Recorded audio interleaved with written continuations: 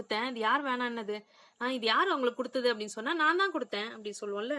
So அதுக்கு இங்கிலீஷ்ல எப்படி சொல்லலாம்னு பாத்தீங்கன்னா, I gave it. I gave it.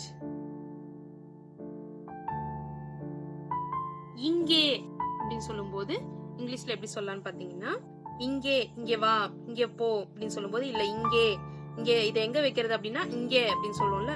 So அதுக்கு இங்கே அப்படின்னு சொல்றதுக்கு ஓவர் ஹியர். Over here. வீட்டுக்கு வா, யாராவது இன்வைட் பண்ணும்போது வா வீட்டுக்கு வா, என்ன இங்கே நிக்கிற, வா வீட்டுக்கு போலாம் அப்படின்னு சொல்லுவோம்ல. சோ வீட்டுக்கு வா அப்படின்னு கூப்பிடுறதுக்கு கம் ஹோம்.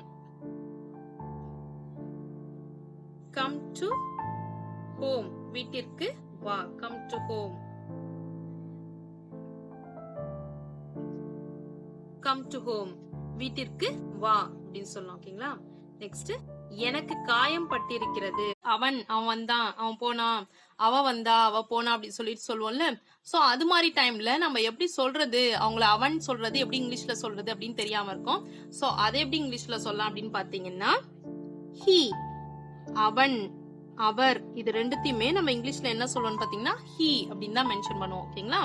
நெக்ஸ்ட், அவள் அப்படின்னு சொல்றதுக்கு she, அவள் அப்படின்னு சொல்றதுக்கு she. நெக்ஸ்ட், அது அப்படின்னு சொல்றதுக்கு it, அது அப்படின்னா it. நான் அப்படின்னு சொல்றதுக்கு I, இங்கிலீஷ்ல நான்னா I. நீ இல்லைன்னா நீங்கள், ரெண்டுத்துக்குமே நம்ம என்ன சொல்லணும்னு பாத்தீங்கன்னா இங்கிலீஷ்ல you. நீனாலும் you தான், நீங்கள்னாலும் you தான். ஓகேங்களா? அவர்கள் இல்ல அவை அப்படின்னு சொல்றதுக்கு they.